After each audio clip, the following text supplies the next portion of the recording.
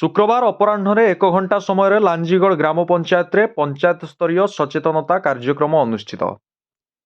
Lanjigarh block अंतर्गत लांजीगढ़ स्थित खेल पड़िया आम ओडिशा नवीन ओडिशा कार्यक्रम सरपंच सरस्वती मुंडा अध्यक्षतार अनुष्ठित हो जाइए। मुख्य अतिथि भाव अध्यक्षा कमला पात्र, मुख्य वक्ता लांजीगढ़ तहसीलदार किरण कुमार महांती, विशिष्ट अतिथि जिला परिषद सभ्य परीक्षित नायक, सम्मानित अतिथि सहकारी जंत्री सालखु हेम्ब्रम, जोन 2 जिला परिषद सभ्या परीक्षिता नायक, समिति सभ्या सुमति माझी, PWD media association उपदेष्टा Santosh Kumar तुल, प्रेस क्लब सभापति कैलाश साहू, लांजीगढ़ आंचलिक विकास परिषद अध्यक्ष श्रीधर पेस्निया, समाजसेवी हरिशंकर पात्र, पूर्वतन सरपंच चंद्रध्वज पेस्निया, समाजसेवी अशोक पट्टनायक, सुभाष चंद्र अग्रवाल, लांजीगढ़ सरकारी उच्च विद्यालय प्रधान शिक्षक जम्बेश्वर भोई उपस्थित रही राज्य सरकार जनहितकर योजना उपरे सचेतन करथिले।